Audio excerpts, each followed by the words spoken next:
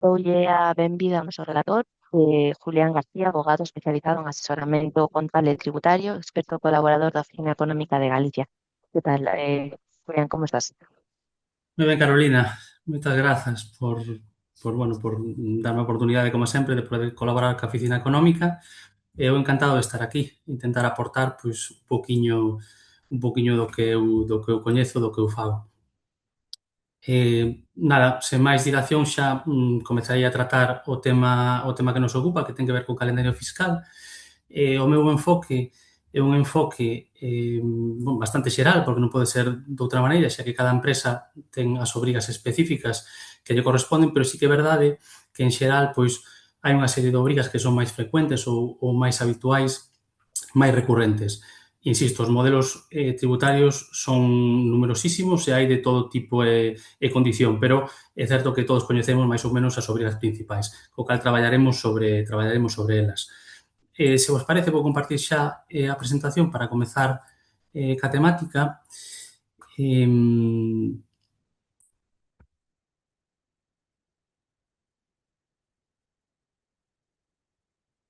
vale, vese ben, verdade? Perfecto. Perfecto, veña. Pois logo comezamos xa, porque temos media oriña e é importante aproveitar o tempo, porque ao final, como en prácticamente calquera temática que teña que ver co ámbito tributario, pódese todo complicar tanto como se queira, pero xa digo, o enfoque vai ser máis xeral e despois, por suposto, estou aberto a que comentedes ou que fagades as consultas que queirades e xa entrar en aspectos máis específicos. Polo tanto, eh,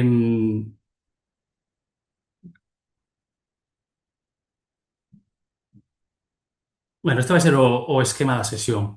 É unha pequena introdución explicando un pouco o enfoque da sesión e por que é importante coñecer o calendario fiscal.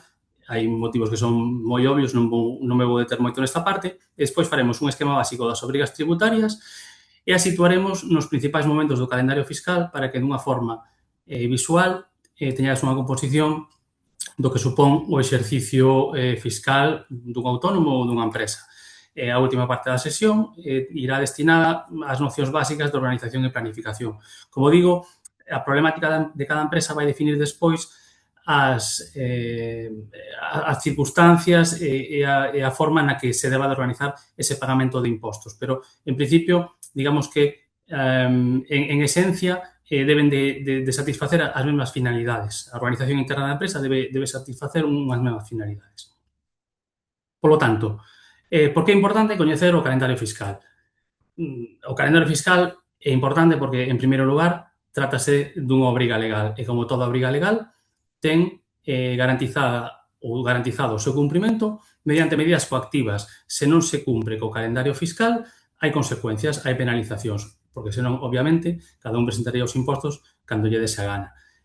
No caso de que exista demora na presentación dos impostos, teremos recargos, sancións ou intereses. Os recargos terán lugar cando a presentación faise de forma tardía pero voluntaria e as sancións veñen sobre todo cando ou ben se trata de declaracións informativas nos que non hai unha cantidade a ingresar sobre a que se poida aplicar o recargo ou ben se trata de requerimentos por parte da Axencia Tributaria.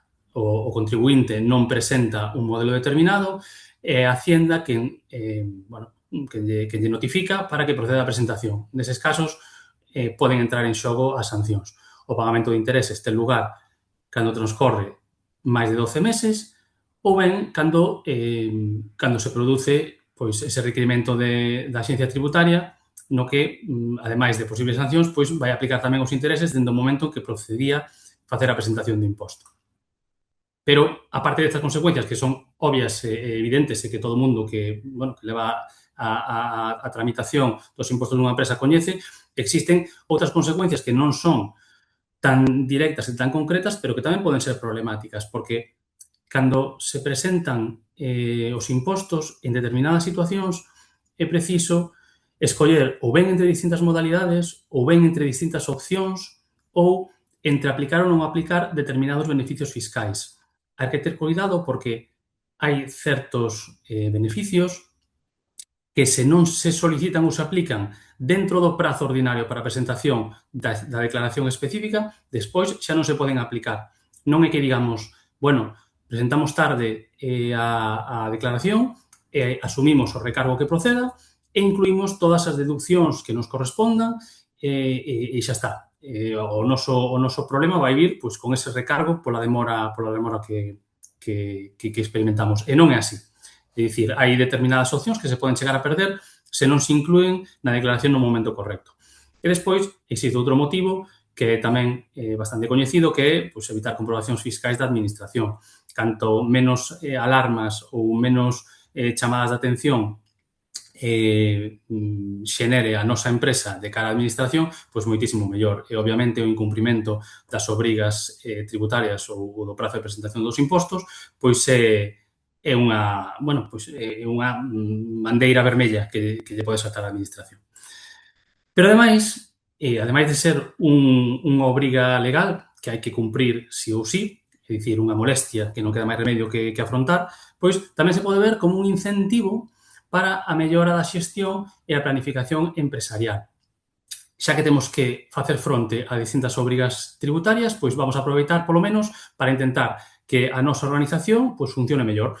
Esa información que é preciso obter para preparar as declaracións correspondentes, é unha información que tamén se pode utilizar para ter un mellor coñecemento pois, do día a día da empresa, útil para a propia xestión. Entón, entre esas vantaxas, podemos citar pois, o feito de que evita sobrecustos, como son os recargos, as sancións, os intereses de demora que falamos a continuación, pero tamén outro tipo de custos, como poden ser custos financeiros derivados dunha mala planificación dos pagamentos de impostos que obrigan, pois, en ocasións determinadas, a acudir á financiación ou a resolver os problemas de tesorería mediante outras vías. Obviamente, proporciona tranquilidade, xa que saber que todas as obrigas están ao día, pois, elimina estrés que moitas veces xa a propia actividade da empresa xa ocasiona, pois, polo menos, na parte tributaria, intentar que non, bueno, pois, minimizar un pouco esa preocupación. Evidentemente, permite planificar mellor maneira pois, os pagamentos que haxa que facer, ordena a caixa da empresa, tesorería, etc. Facilita a toma de decisións, porque permite efectuar tanto investimentos como contratacións, compras ou incluso reparto de dividendos nos que é preciso moitas veces coñecer cal exactamente o resultado do exercicio nese momento. Mellora o asesoramento, porque unha relación máis fluida que a asesoría, se a asesoría pode estar pendente dese valor ou aportar ese valor engadido que supón un asesoramento máis específico ou máis proactivo, pois sería moito máis, isto é moito máis fácil facelo cando non é preciso estar preocupándose de toda a problemática operativa de se teño as facturas, se non as teño, se está toda a documentación que necesito, etc. E, por último, podemos citar tamén o feito de facer máis áxiles as devolucións tributarias, aínda que sobre isto, pois, compre dicir que é unha cuestión que depende en última instancia da propia administración tributaria. Polo tanto, nós, o meu consello, poñello fácil presentando as declaracións o antes posible, pero é certo que despois pois, dependerá das comprobacións que queira facer e dos prazos que a xencia tributaria ou a administración pública se queira marcar. Polo tanto, sentada esta primeira fase, imos entrar agora en cales son as obrigas tributarias máis habituais. Nomeámolas brevemente. O IVE, en primeiro lugar, que será o imposto que haxa que afrontar cada trimestre, cando chega o momento de facer a declaración de IVE, pois haberá que coller as facturas emitidas dese trimestre, ver cal é o IVA que se repercutiu nesas facturas e descontarlle o IVE das facturas recibidas. En abstracto, a operación é moi simple, porque casi todas as operacións tributarias son sinxelas no seu concepto, pero, bueno, é certo que despois añádese complexidade cando hai que valorar pois, que operacións se poden deducir, cales non, dependendo do tipo de empresa, porque a casuística é moi diversa, e desde empresas que ni sequera presentan declaracións de IBE ata outras que teñen prorrata ou incluso, eu estou aquí falando, vou falar sempre ao longo desta sesión das obrigas trimestrais, dos impostos trimestrais, pero é certo que cando as empresas pois, alcanzan un determinado volume, esas obrigas pasan de ser trimestrais a ser mensuais, pero é certo que pois, a maior parte de pymes e autónomos o que se enfronta é a obrigación trimestral ou trimestre, non por entendernos. Entón, a primeira obrigación sería o IBE. Hai que ter presente que ese IBE cobrado vaise poder minorar no IBE recibido, das facturas recibidas, pero non se debe entender como tesourería disponible. En última instancia, cada 3 meses, cando chega o trimestre, vai haber que ingresar ese IVA á administración, co cal é unha previsión que é importante facer. Ok? E o mesmo pasaría cas retencións, que tampouco é unha tesourería disponible. Son as cantidades que a empresa retén nos pagamentos que fai os seus, podemos chamar, proveedores, incluindo nesa categoría pois tamén os traballadores da empresa que proporcionan servicios á empresa e perciben unha remuneración a cambio. Pois esa remuneración vai ser pagar o traballador, pero hai unha parte que a empresa ten que reter. A mesma operativa ocorre no caso de facturas de actividades profesionais, como poden ser abogados, notarios, economistas, etc., nos que a empresa, cando paga esas facturas, ten que reter un 15%, e tamén nas facturas correspondentes a arrendamentos, nos que sería un 19%. Todos estes importes que se reteñen ao pagar as facturas, cando chega o trimestre, hai que ingresalas tamén en Hacienda. Inclúo aquí como cuarta categoría a retención de dividendos, pero hai retencións diversas. Digamos que as principais serían as que se lle fan os traballadores, os profesionais e os arrendamentos. Esta que poño aquí como exemplo de dividendos pode ser relativamente frecuente, pero afectaría únicamente o ámbito das sociedades mercantís, que son as que pagan dividendos. Bueno, ou rendementos do capital mobiliario en xeral. Por lo tanto, as retencións, así como o IBE precisa dun cálculo que pode ser máis ou menos sinxelo ou máis ou menos complicado, as retencións sí que é unha cantidade que se pode coñecer por relativa facilidade, porque esas cantidades que a empresa retén teñen que ser ingresadas cando chega o trimestre. Co cal, é unha previsión que a empresa sí que pode facer facilmente. Despois teríamos, tamén con periodicidade trimestral, no caso das persoas físicas, os modelos 130 ou 131, que son anticipos a conta do imposto sobre a renta das persoas físicas, no tocante á actividade económica. Este modelo 130, o que fai é calcular o resultado do ano, do exercicio acumulado ata a data do trimestre, vale? Se é o primeiro trimestre, pois será dende 1 de xaneiro ata 31 de marzo. Se é do segundo trimestre, pois do 1 de abril ata o 30 de xuño, etc. Calcúlase o acumulado e sobre iso pagase un 20%. Dese 20% que resulta pagar, hai que descontarlle o que xa se pagou en pagos fraccionados anteriores, vale? Nos modelos 130 presentados no exercicio, e tamén as retencións soportadas, pois no caso de que a actividade sexa unha actividade profesional estea suxeita a retención. E digamos que o seu equivalente no caso de persoas xurídicas, que non funciona exactamente igual, pero digamos que se o equivalente do punto de vista de que tamén se trata dun pago a conta do imposto futuro, que neste caso, por ser unha sociedade, unha persoa xurídica, sería o imposto de sociedades, pois sería o modelo de pago a conta, pagamento a conta do imposto sobre sociedades, que se distribúe en 3 prazos.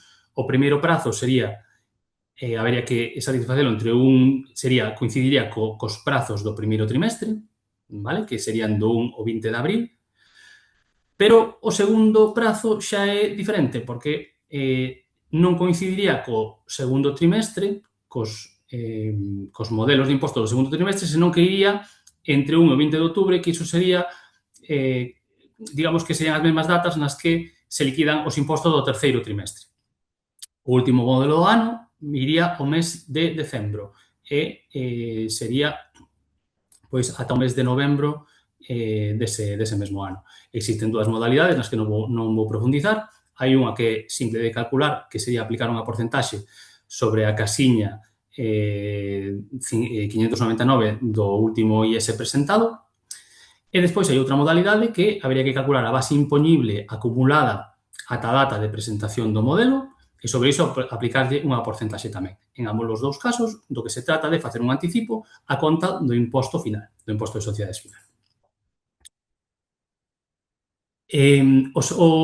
Digamos que por completar o esquema, vale, quedaríannos dous tipos de declaracións.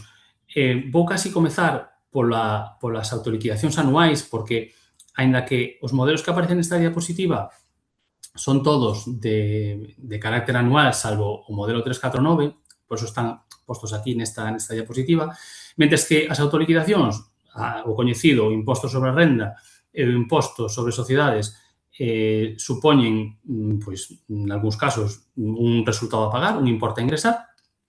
O resto de declaracións non.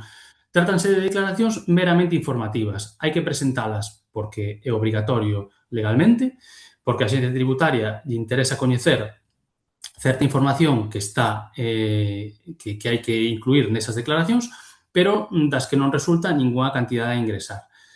No caso de que estas declaracións non se presenten, a consecuencia vai ser unha sanción, posto que non existe un importe a ingresar sobre o que se pode aplicar o recargo no caso de que se presenten voluntariamente.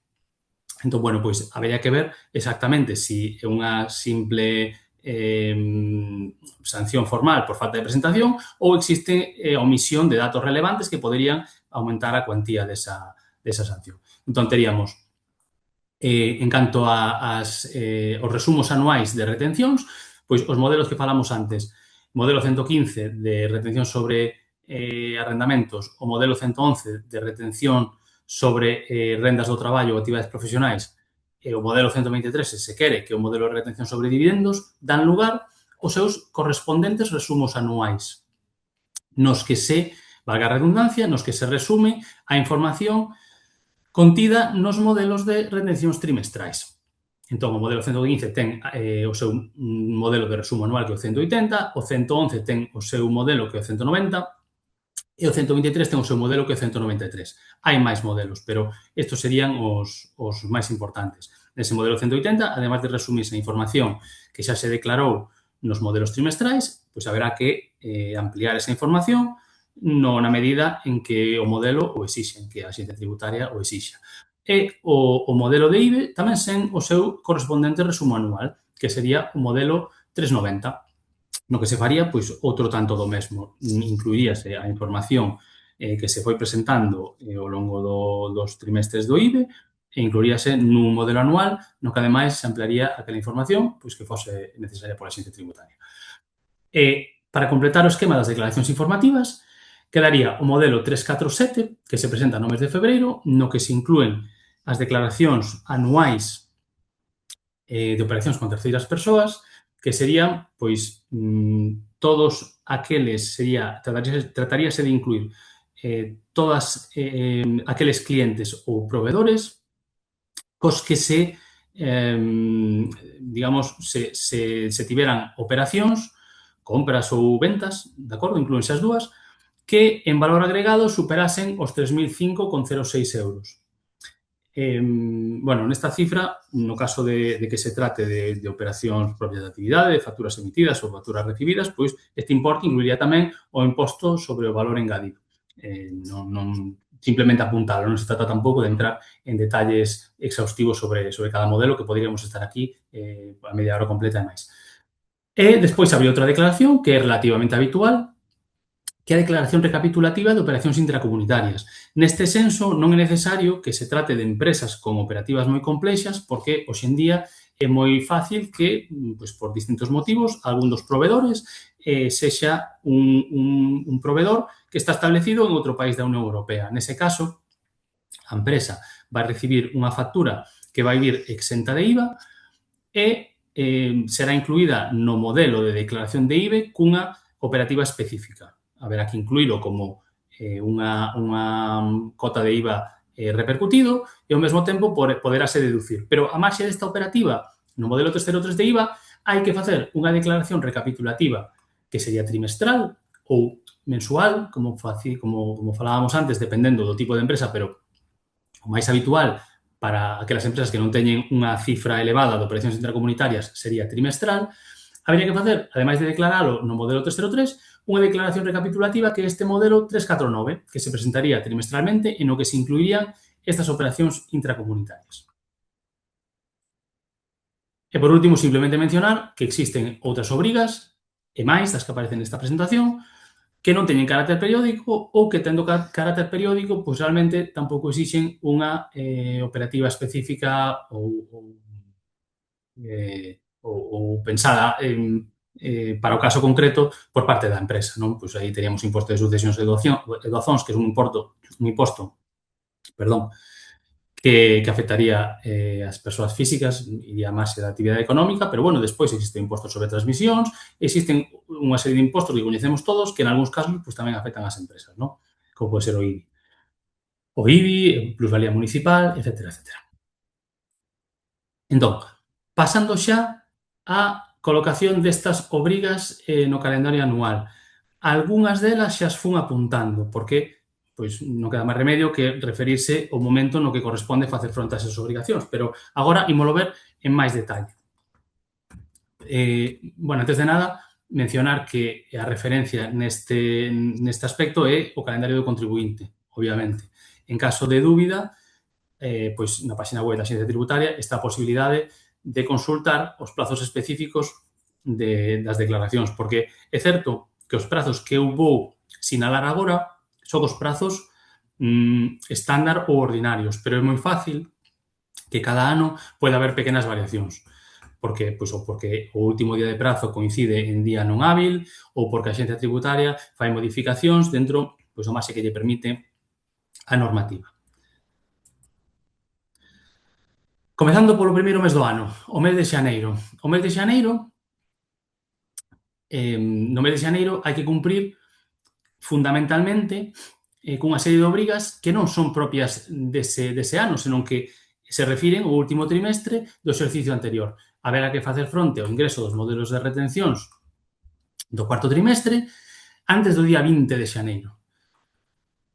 Haberá que facer fronte tamén ao pagamento correspondente do IVA do último trimestre antes do 30 de xaneiro. É a mesma data para presentar o modelo 390, que é o resumo anual do que falábamos antes.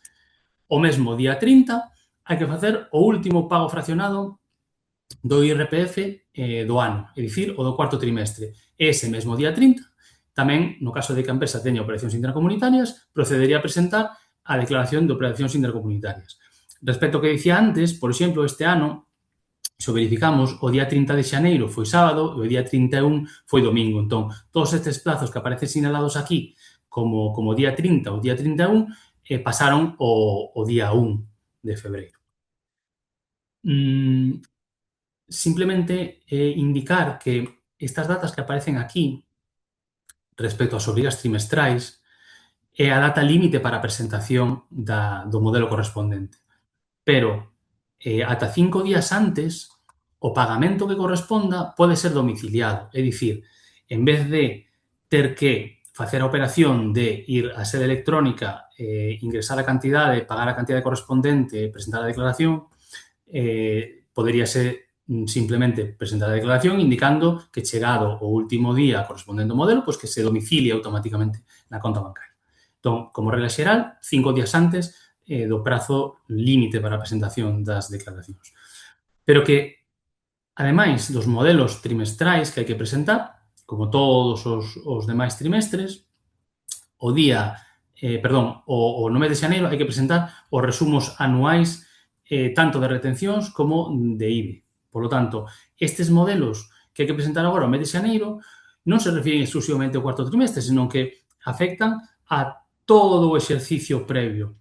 Isto significa que, aínda que a asesoría vai a xestionar a presentación destes resumos anuais no mes de xaneiro, que cando vai ter a información completa do ano, o conveniente por parte da empresa é que anticipe antes do peche do exercicio, pois toda esta previsión de resultados que poda haber, ver se existen operacións que pudieran ser omitidas, etcétera, etcétera, porque xa unha vez que finaliza o ano é máis complicado. No mes de febreiro habería que presentar o modelo 347, o que nos referimos anteriormente, que é a Declaración Anual de Operacións con Terceiras Persoas, e xa a partir do mes de abril viría a rutina trimestral. É dicir, no mes de abril, no mes de xullo, no mes de outubro e no mes de xaneiro do ano seguinte habería que presentar os modelos trimestrais. Entón, esta rutina trimestral é importante definila, como veremos máis adiante, porque digamos que é o habitual na empresa. Pode ser que unha operación específica pois que supoña ter que repensar pois, como declarala ou como operar ao respecto, pero a empresa ten que ter moi definido como vai xestionar os trimestres, porque cada 3 meses repítese a obrigación.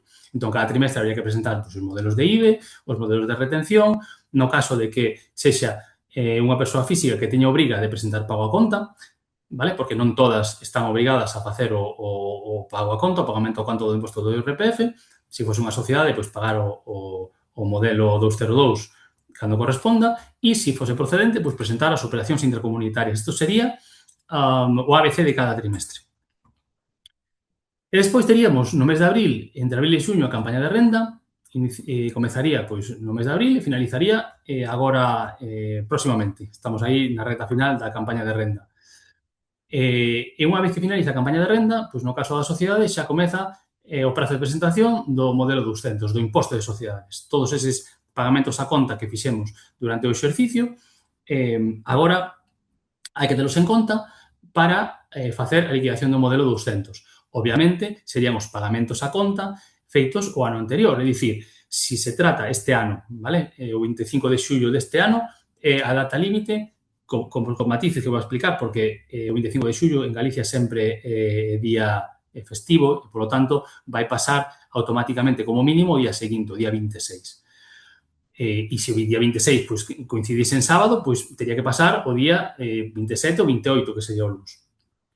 Entón, ese modelo que hai que presentar agora, que vai haber que presentar agora o 26 de xullo deste ano, que non sei en que coincide, bueno, comprobar agora mesmo xa por confirmar, o 26 de xullo sería un domingo, co cal, especificamente en Galicia, a data límite para presentar impostos sobre sociedades este ano sería o día 27, luns.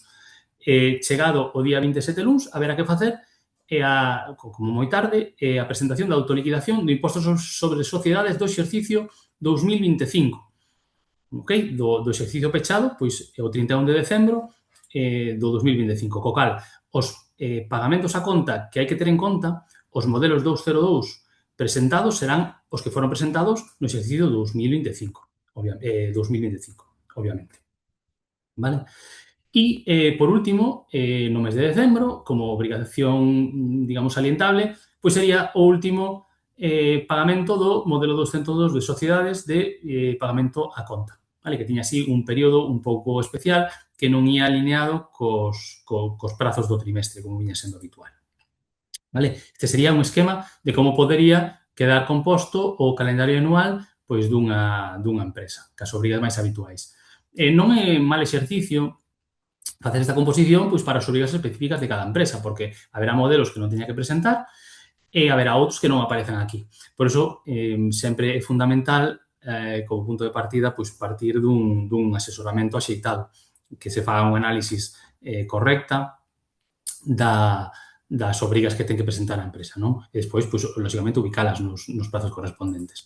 Entón, como organizar esta operativa fiscal? Pois, a teoría é fácil, o difícil despois é cumprila fundamentalmente por un problema normalmente de disponibilidade de tempo, pero é importante facer un traballo continuo neste senso.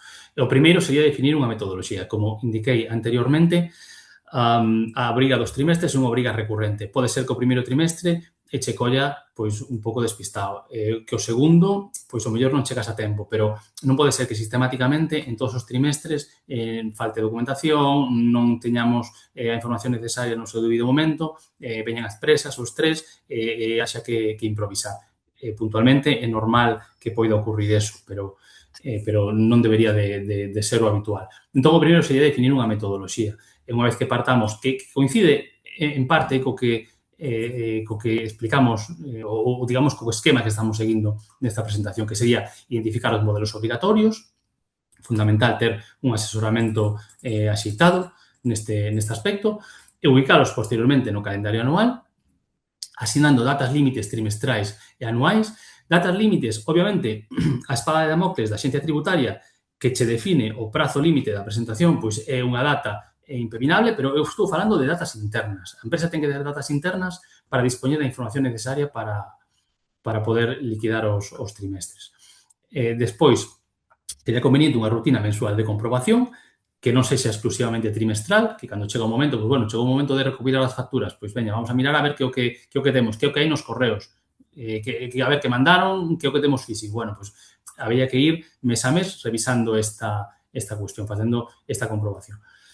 Despois, levar unha xestión documental estruturada, toda a documentación que soporte as operacións incluídas nas declaracións de impostos, nos modelos de impostos, ten que estar correctamente almacenada. É unha obriga legal, volvemos outra vez o mesmo esquema que no tocante ao calendario fiscal, é unha obriga legal, pero a de conservar a documentación durante o período pues, que está establecido, pero, ademais, é unha, creo que, pues, necesidade da empresa tamén que eso este correctamente almacenado.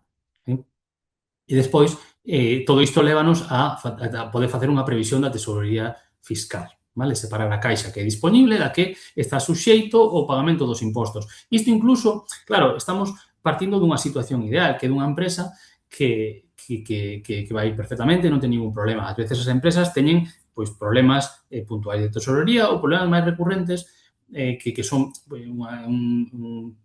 lógicamente, un problema máis difícil de afrontar, de solucionar. Pero incluso nese caso, esta versión de tesorería é importante por si cabe a posibilidade de solicitar aprazamentos que permitan pois, evitar incurrir en penalizacións, tipo, pois eso, recargos ou sancións, etc. Entón, a comprobación mensual, que comprobación habería que facer? Pois, obviamente, como dicía antes, vai depender da empresa, pero con carácter básico, facturas emitidas, verificar que están todas as facturas emitidas, que a numeración é correlativa, vale? Porque moitas veces, agora xa vai ser máis complicado, porque cando xa se implante definitivamente Verifactu, pois, para ben ou para mal, as facturas que se emitan pois van ter que ser as válidas. Pero, bueno, ata ese momento, pois, verificar que a numeración é xa correlativa, que as facturas recibidas pois, se van recibindo un prazo, o marxe de que, obviamente, pois, o envío das facturas vai depender do proveedor correspondente, pero, bueno, as facturas que se vayan recibindo, pois, que estean correctamente arquivadas para despois enviarlas a asesoría e que poida deducir, pois, correctamente, no caso do IBE, pois, o que corresponda, pero incluso no caso das retencións, é importante tamén que as facturas recibidas que teñan retención se declaren no trimestre correspondente, porque obriga de ingresar a retención, vale, o devengo desa obrigación vai se producir no momento en que se paguen esas facturas.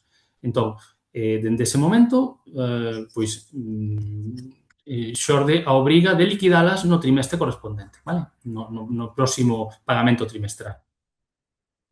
Analizar extractos bancarios. Que podemos ver nos extractos bancarios? Pois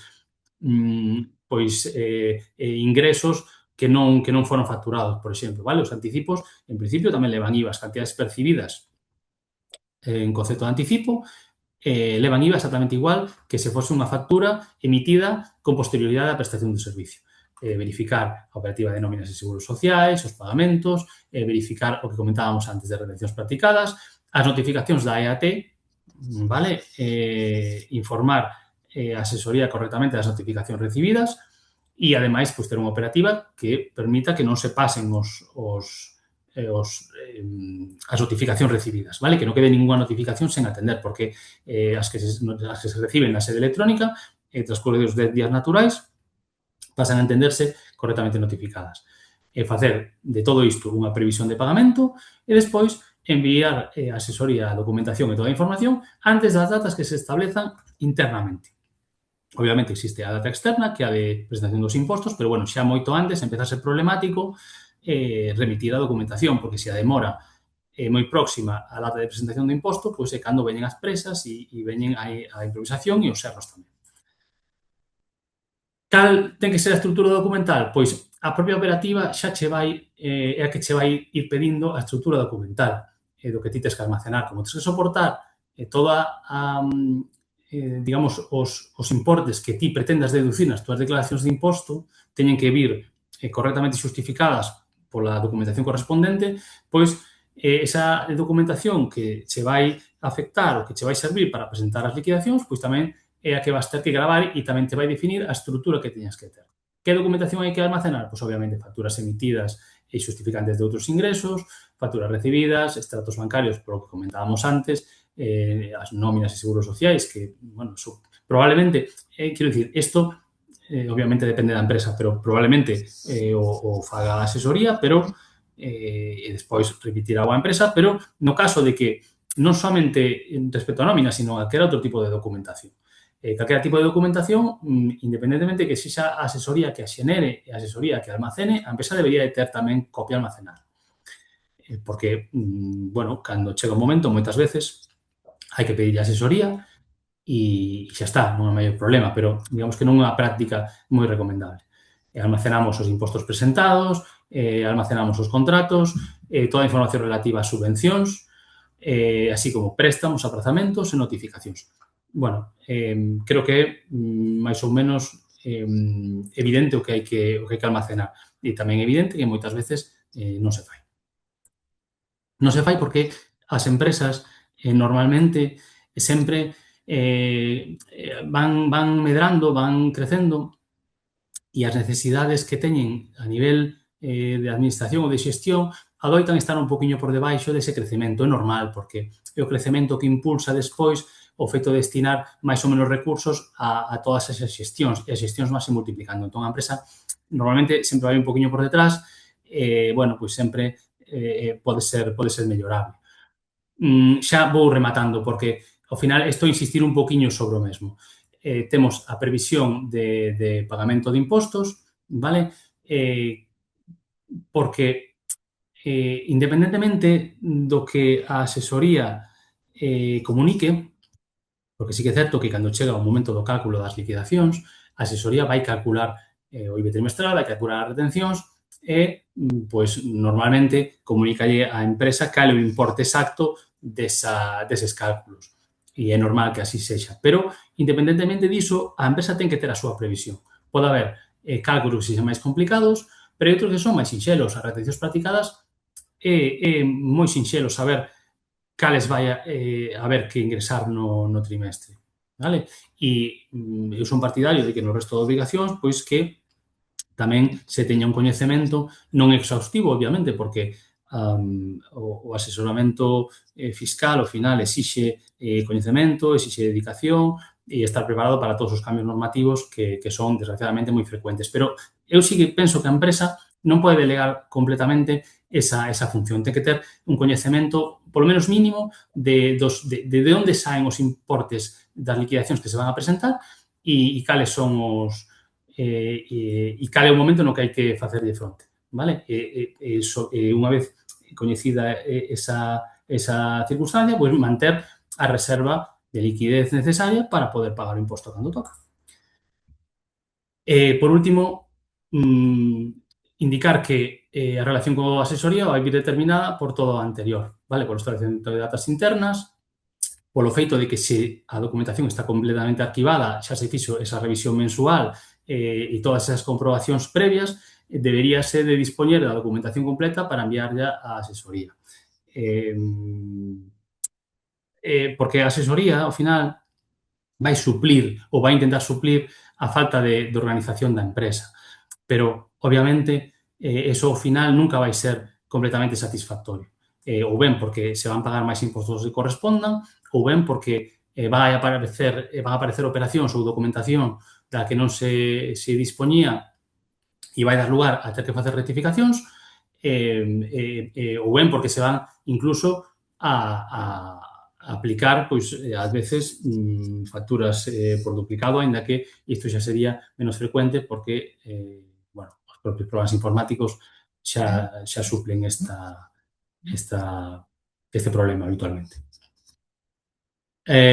O punto 3 sí que me parece relevante, que é o de consultar antes de operar as operacións non habituais porque os empresarios normalmente son xente de acción e está ben que así sexa, porque as empresas teñen que tomar decisións é moito peor non tomalas que asumir que en determinados casos pois o mellor a decisión non é óptima, sempre cando se trata de asuntos non cruciais, non? Pero sí que é importante plantear ante operacións que se sean un pouco do habitual, consultar previamente que implica, que supón respecto a presentación das declaracións de impostos e demais.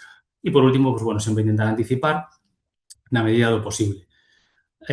Insisto, unha mala organización da empresa non pode ser remediada pola asesoría. A asesoría, no mellor dos casos, o que vai facer é asegurar o cumprimento e evitar que haxa problemas derivados desa falta de presentación.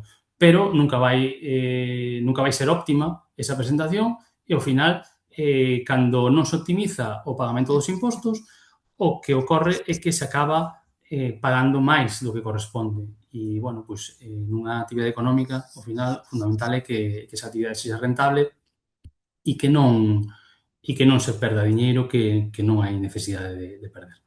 Isto é un pouco a presentación. Non sei se queredes facer algunha consulta ou hai algunha cousa que necesitades aclarar.